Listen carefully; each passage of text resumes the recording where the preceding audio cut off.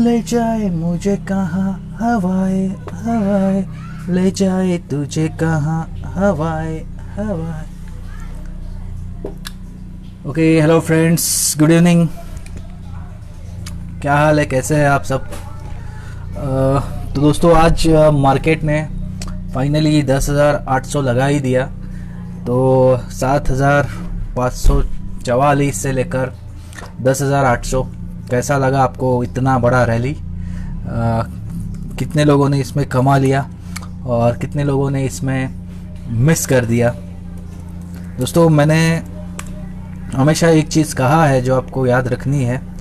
जब भी मार्केट में पैनिक हो तब अपने को मार्केट काफ़ी नीचे मिल जाता है और वही सही वक्त होता है मार्केट में इन्वेस्ट करने का, क्योंकि जब मार्केट ऊपर आता है तब वो एक्चुअली बेचने का टाइम होता है।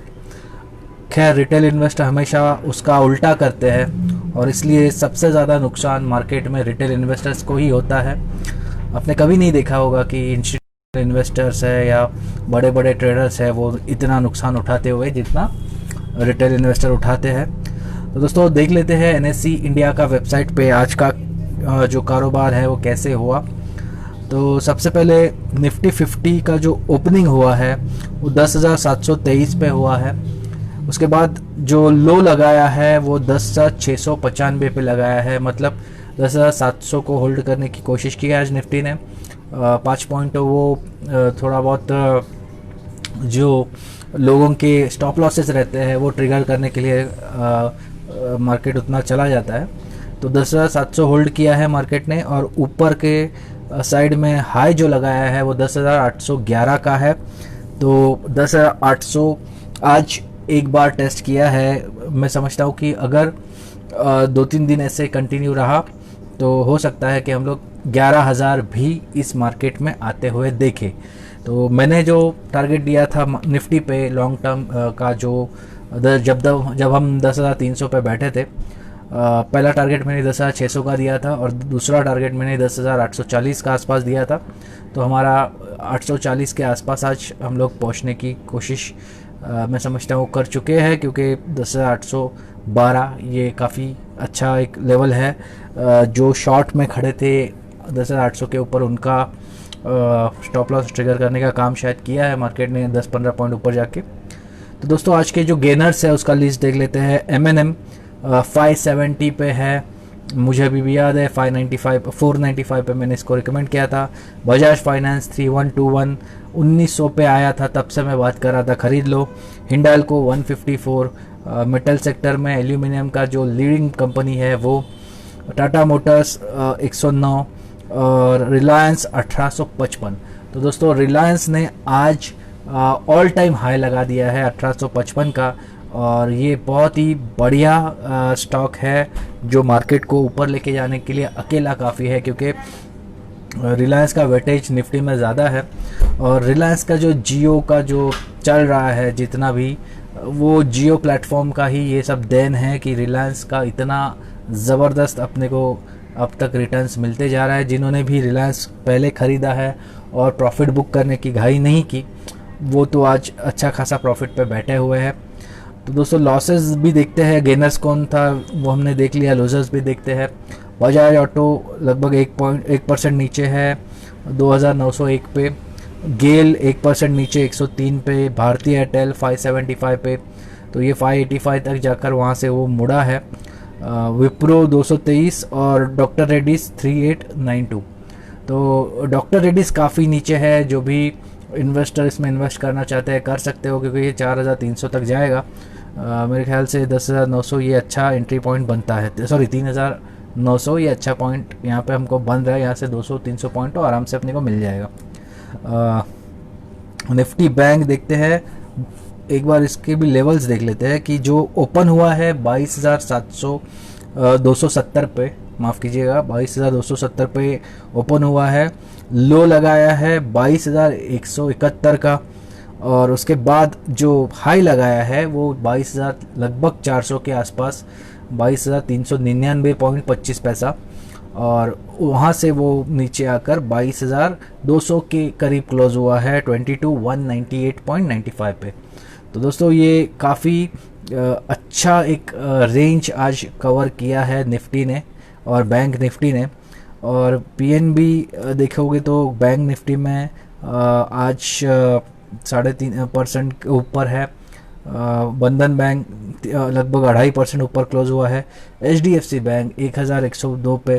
तो दोस्तों जो 4 बैंक है जो मैं हमेशा सजेस्ट करता हूँ बाय करने, ICICI bank, axis bank, HDFC bank, और जो चौथा है वो एसबीआई ऑब्वियसली। तो उसमें का एचडीएफसी बैंक है, आज का गिनर 2.50 60% के आसपास ऊपर बंद हुआ है। आरबीएल बैंक, इसका जो क्वालिटी है बैंक का मुझे पसंद नहीं है, लेकिन खैर इसमें चाल है तो है, अराउंड 2.40% पे वो बंद हुआ है। इंडसइंड बैंक जो मेरा फेवरेट ट्रेडिंग स्टॉक है वो 500 के करीब 496.90 पे क्लोज हुआ है। तो ये आज का क्लोजिंग है। उसमें उसके अलावा आज आप अब देखोगे तो जो मैंने ट्रेड्स लिए हैं उसमें मैंने आज जो ट्रेड लिया है वो मैंने रिलैक्सो में लिया था, क्योंकि सुबह सुबह न्यूज़ आई थी कि जो फुटवेयर है उसमें जो डिमांड है वो प्री कोविड लेवल्स पे पहुंचा है। तो इसका मतलब ये है कि इस यहाँ पे जो बाटा है, रिलैक्सो है, इन कंपनी में हमको ज़्यादा गेन मिल सकता है। तो खैर बाटा एक निफ्टी का स्टॉक है, तो उसमें मेरे ख्याल से वो खुलता ही ऊपर था, इसलिए मैंने डिसाइड किया कि रिलैक्सो में आज पोजीशन लिया जाएगा। तो रिलैक्सो में इंट्राडे में अच्छा गेन मिला है मुझे। तो रिलैक्सो का अगर आप आज का मैं आपको दिखा देता हूँ क्या है हुआ है। रिलैक्सो आप देखोगे तो वो ओपन हुआ था 662.80 पे, और जो उसका आज का जो हाई है वो 675 है, और लो जो है वो 647.50 के आसपास है। तो ये अच्छा खासा रेंज आज रिलैक्सो ने दिया है।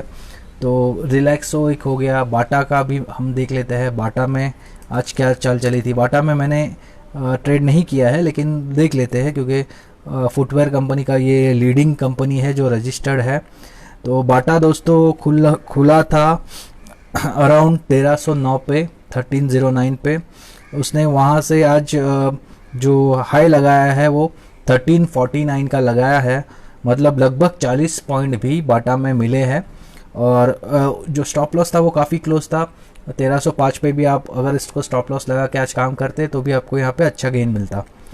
तो उसके अलावा कुछ कंपनीज़ है जो मेरे रडार पे पहले थी। पोजिशनल ट्रेड जिसमें मैंने दिया था एसबीआई लाइफ, हमने 808 पे उस पर एंट्री मारी थी, और पोजिशनल टारगेट मैंने उसमें 850 का दिया था। आज वो आज वो अपने को अचीव हुआ है 857 पे, यहाँ पे मैंने एग्ज़िट मार दिया है पूरा का पूरा। तो ये एक अच्छा मेरा ट्रेड रहा। उसके अलावा आईटीआई पे मैं यहाँ पे बात करना चाहूँगा। आप सभी को पता है कि 2-3 साल पहले जब मेक इन इंडिया का लॉन्च हुआ था, सबको याद है वो टाइम पे देवेंद्र फडणवीस जो महाराष्ट्र के सीएम थे, वो चौपाटी पे बहुत बड़ा उसका ये लगाया गया था, स्टेज लगाया गया था, और वहाँ पे आग लगी थी। आप सबको याद है उस टाइम पे आप देखोगे तो जो स्टॉक है आईटीआई का वो 22-23 रुपये पे मिल रहा था। और उस टाइम पे जो सीएनबीसी आवाज़ पे हेमंत घई है, उन्होंने इस स्टॉक को सजेस्ट किया था कि इसको ख़रीद लो। अब मैं उस टाइम पे 2 साल पहले की बात है, तब जिस क्लाइंट का अकाउंट मैं संभालता था उसके अकाउंट में मैंने वो ख़रीदा था, और उसको अच्छा खासा मैंने होल्ड भी किया था। लेकिन जैसे ही ईयर ख़त्म हुआ, मैं जॉब पे लग गया, तो वो मैंने क्लोज़ नहीं किया, और उस क्लाइंट ने उसको बेच दिया। तो उसने काफ़ी कम प्रॉफिट पे उसको बेचा है, कुछ स्टॉक लगभग 1.5 टाइम्स 1.5x जब हुआ था तब उसने बेचा था। तो अब 1 साल 2 साल में उसमें सीन ये हुआ कि डिसइन्वेस्टमेंट का न्यूज़ आया। उसके बाद डिसइन्वेस्टमेंट हुआ कंपनी में, काफ़ी वहाँ से अच्छी रैली आई, स्टॉक 60-70 रुपये पे चला गया था। और उसके बाद जब ये लॉकडाउन भी शुरू हुआ, उस समय पे कुछ कंपनी जिसको उसका कोई फ़र्क नहीं पड़ने वाला था, उसमें ये आईटीआई भी था, और वहाँ से वो स्टॉक 100 रुपये के भी ऊपर चला गया। तो दोस्तों 22 रुपये पे लिया हुआ स्टॉक 100 रुपये पे चला गया, और ये जो है वो मेरे रडार पे 2 साल से है स्टॉक। मतलब इसने 5x टाइम्स हमको रिटर्न दे दिया है, जिन्होंने भी उस टाइम पे यहाँ पे इन्वेस्ट किया था मेरे कहने पे।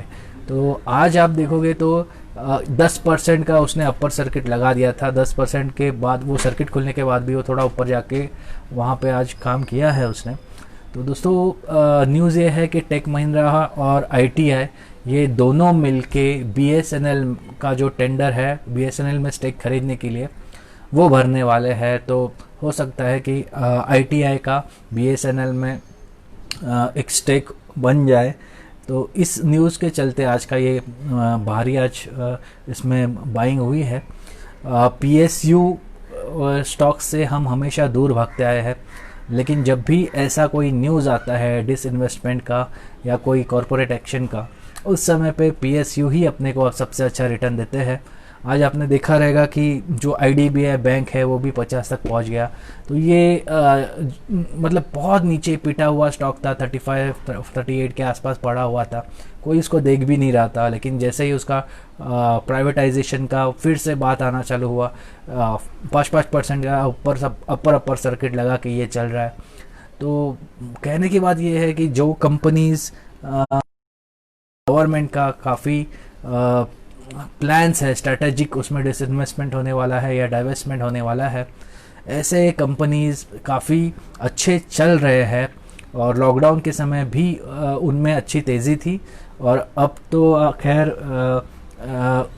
वो अब मिड कैप से लार्ज कैप तक बन गई है। आप देखोगे तो कुछ कंपनीज है जैसे HDFC लाइफ है, उसका मुझे भी याद है 400 रुपया पे जब वो लिस्टिंग हुआ था तब मैंने उसको ख़रीदने बोला था।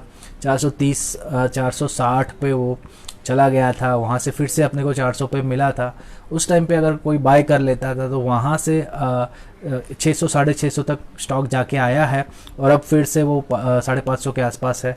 तो ये लॉन्ग टर्म का एक इन्वेस्टमेंट है जो अब लार्ज कैप कंपनी बना है, और वो तो ये अच्छी न्यूज़ है। तो मैं समझता हूँ कि SBI लाइफ के साथ अगर आप HDFC लाइफ भी खरीदो, 2 कंपनी कम से कम आप इंश्योरेंस कंपनी में अपने पोर्टफोलियो में रखो, तो उसमें आपको अच्छा गेन मिलेगा।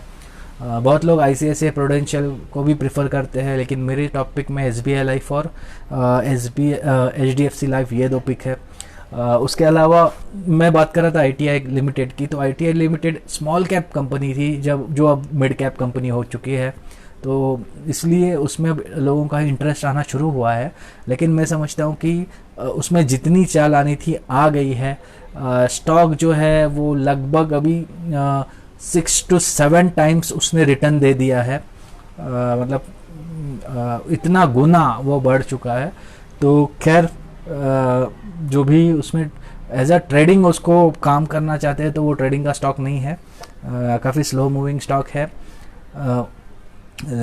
लेकिन जिसको इन्वेस्टमेंट करना था तो वहाँ पे काफ़ी देर हो चुकी है। वो अगर काफ़ी फिर से नीचे आए तो भी मेरे ख्याल से वो नीचे जब आएगा वो सिर्फ नीचे जाने के लिए आएगा, क्योंकि है तो वो PSU, तो उसमें जितना हलचल होना था, जो भी होना था वो हो चुका है। तो आई थिंक कि ITI लिमिटेड में अगर किसी को काम करना है तो अपने रिस्क पे काम करे। यहाँ पे मैं जाते जाते डिस्क्लेमर देना चाहूँगा कि दोस्तों मैं NSE certified investment analysis professional हूँ। मैं NSE का सर्टिफाइड मार्केटिंग प्रोफेशनल लेवल 4 हूँ। मैं सेबी रजिस्टर्ड एडवाइज़र नहीं हूँ। तो जो भी मैं स्टॉक्स से लेके डिस्कशन करता हूँ वो महज एजुकेशनल पर्पस के लिए होता है। आपको अगर कुछ इन्वेस्टमेंट करना है तो उसके लिए आपको अपने फाइनेंशियल एडवाइज़र से ज़रूर बात करनी चाहिए। So thank you very much, good bye.